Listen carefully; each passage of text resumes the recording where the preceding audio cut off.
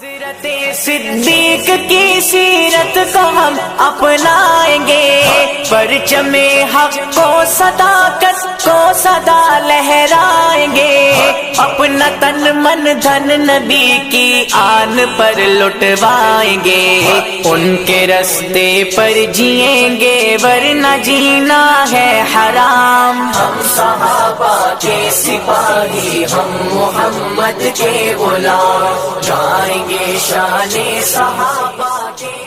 الحمد لله كفى والصلاة والسلام على رسوله المصطفى وعلى آله وأصحابه بالمجد والصفاء، أما بعد، فاعوذ بالله السميع العليم من الشيطان الرجيم، بسم الله الرحمن الرحيم، قل هاتوا برهانكم إن كنتم صادقين۔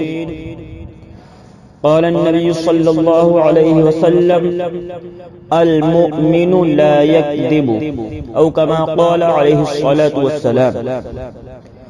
کچھ اہل ستم کچھ اہل حسم میخانہ گرانے آئے تھے، کچھ اہل ستم کچھ اہل حسم میخانہ گرانے آئے تھے، دہلیز کو چوم کر چھوڑ گئے، دیکھا جو یہ پتھر بھاری ہے۔ زخموں سے جسم گلزار سہی تم اپنے شکستہ تیر گنو، زخموں سے جسم گلزار سہی تم اپنے شکستہ تیر گنو، خود اہل سرکش کہہ دیں گے یہ بازی کس نے ہاری ہے۔ محترم سامعین کرام، اتفاق ہوا ایک سوشل میڈیا پر سہیل اسماعیلی بریلوی کی شیئر کردہ ویڈیو دیکھی، اس کے اندر مجھے بدنام کرنے کی سازش اور ایک جھوٹ بولا گیا، جو کہ میں سمجھتا ہوں کہ رمضان کے اس معزز مہینے میں بریلوی اتنا جھوٹا ہو سکتا ہے، لیکن پھر بھی کوئی حیرت کی بات نہیں ہے کہ ان کے جو امام ہیں اعلی حضرت امام احمد رضا بریلوی، جو حرمین شریف جا کر علماء دیوبند، علماء حق، اکابرین علماء دیوبند کے خلاف جھوٹ بول کر فتویٰ لایا، جہاں لوگ مکہ مدینہ توبہ کے لیے جاتے ہیں، جو شخص بانی بریلویت جو وہاں جا کر جھوٹ بولا ہو تو اس کے ماننے والے اگر رمضان میں جھوٹ بول کر اپنی دکانیں چلا رہے ہیں تو اس میں حیرت کی کوئی بات نہیں ہے، بس دعا ہی کر سکتے ہیں۔ بات بالکل واضح ہے کہ جو حق پر ہوتا ہے اس پر تہمتیں، الزام اور قسم قسم کی باتیں لوگ طنز کسا کرتے ہیں، اس پہ ہماری شان پر، ہماری آن پر کوئی فرق نہیں آتا، کیونکہ یہ تو سہیل اسماعیلی رضا خانی بدعتی ہے جو سوشل میڈیا پر ہمارے نام کا افواہ اڑا رہا ہے، ہمارے نام سے مشہور ہونا چاہتا ہے، ہمارا نام لے لے کر مشہور ہونے کا شوق ہے تو میرا نام لے کر مشہور ہونا چاہتا ہے، بلکہ اتنا بڑا جھوٹ، اتنا بڑا جھوٹ بریلوی، واہ بھائی واہ، کس مدرسے میں پڑھے کہ اللہ کے رسول صلی اللہ علیہ وسلم کی وہ حدیث نہیں پڑھی کہ اللہ کے رسول صلی اللہ علیہ وسلم نے فرمایا المؤمن لا یکذب، کہ مسلمان جھوٹ نہیں بولتا، بلکہ تم اللہ تمہاری مغفرت نہیں فرمائے گا، تم قسم اس پہ اٹھا لو کہ اللہ تمہاری مغفرت نہ فرمائے اگر تم نے جھوٹ نہ بولا ہو۔ اتنی بڑی جہالت، ارے بھائی علم سے نہیں جیت پائے، میں نے اس کی اتنی پٹائی کی ہے، اتنی پٹائی کی ہے، اتنی پٹائی کی ہے کہ بہت زیادہ مجھ سے پریشان ہو گیا، دلائل سے تو بات نہ کر سکا، کوئی علمی بات، علمی بحث نہ کر سکا، جب ہار گیا لات بھوسوں کی مشینوں میں ڈال کر میں نے اس کی اتنی دھلائی کی ہے، احمد رضا بریلوی کی کتابیں دکھا دکھا کر میں نے اس کی جتنی غلاظت تھی سب دکھائی، اور یہ اتنا پریشان ہو گیا کہ اب جھوٹی بات لے کر افواہ اڑانے لگا۔ اس پر مجھے افسوس نہیں ہونا ہے کہ ہم تو بہت چھوٹے لوگ ہیں اور ہم اپنے اکابرین کی جوتیاں اٹھانے والے ہیں۔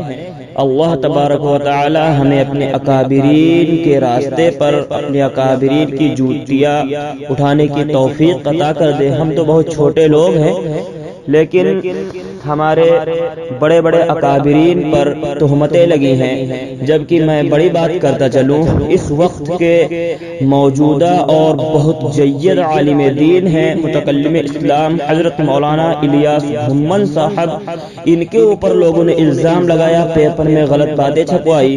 امام ابو حنیفہ کے اوپر لوگوں نے الزام لگایا، امام احمد بن حنبل کے اوپر لوگوں نے الزام لگایا، بلکہ بڑی بات کرتا چلوں، امی عائشہ جو پورے مسلمانوں کی ماں ہیں، ہماری امی جان کے اوپر، امی عائشہ صدیقہ رضی اللہ تعالی عنہا کے اوپر لوگوں نے تہمت الزام لگایا، تو اس بات کی دلیل ہے کہ الزام لگاتے منافقین چلے آئے ہیں، الزام لگاتے باطل دھرم کے ماننے والے لوگ چلے آئے ہیں، لیکن اہل حق کو اداسی، یہ بات اچھی نہیں ہے۔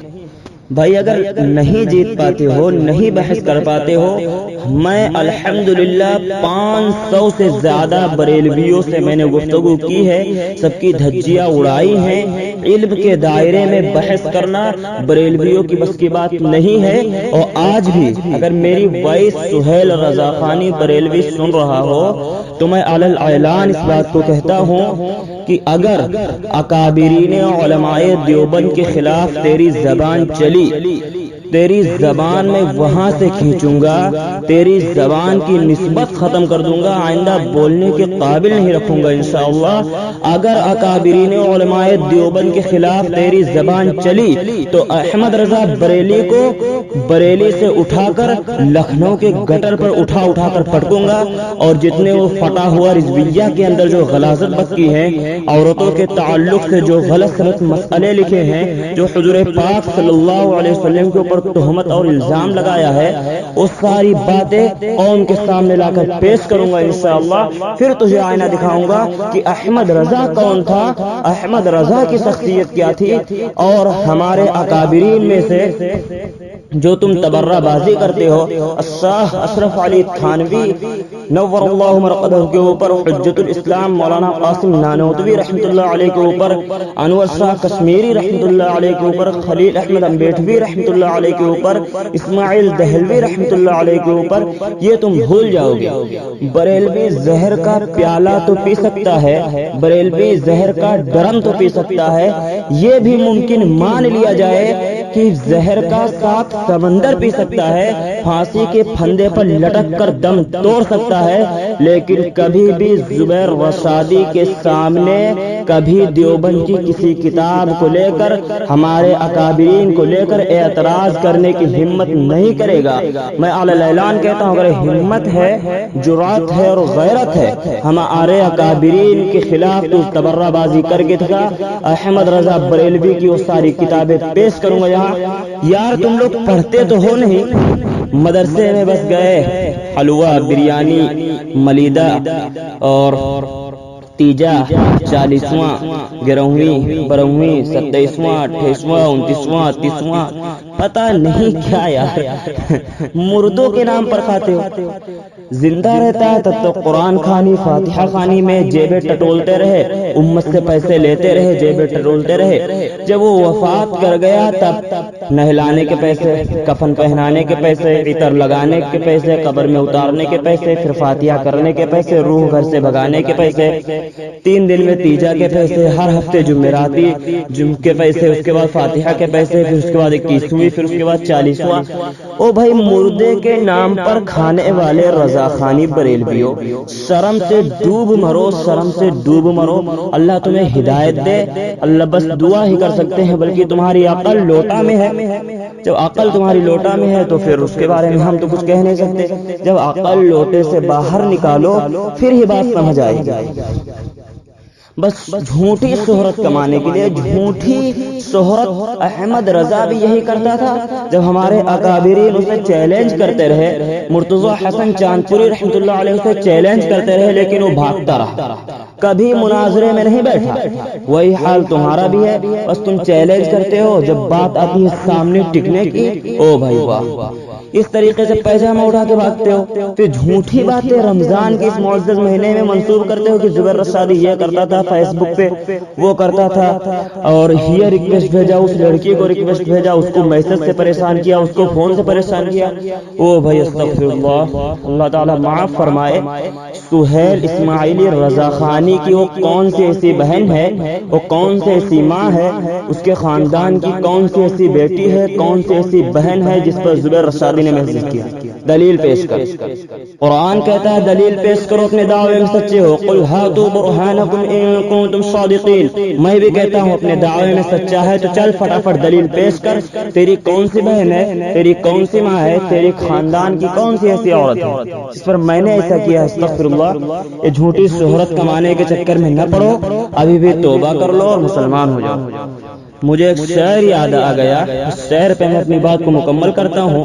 میں وضاحت اس لیے کیا کہ ساتھی نے کہا بھائی وضاحت کر دیں، بلکہ میں اسے چھوٹے اور کم علم اور جاہلوں کا جواب دینا مناسب نہیں سمجھتا ہوں. ان کے بڑوں کی میں نے دھجیاں اڑائی ہوئی ہیں. ان کے بڑے احمد نقشبندی لیپ ٹاپ بابا، اور ان کے بڑے جو لیپ ٹاپ لے کے تقریر کرتے ہیں، بڑے جلسے جلوس میں جاتے ہیں، سب مجھے جانتے ہیں. میرا نام لوگے بات کرنے کے لیے تیار نہیں ہوتے ہیں. سب مجھے جانتے ہیں الحمدللہ.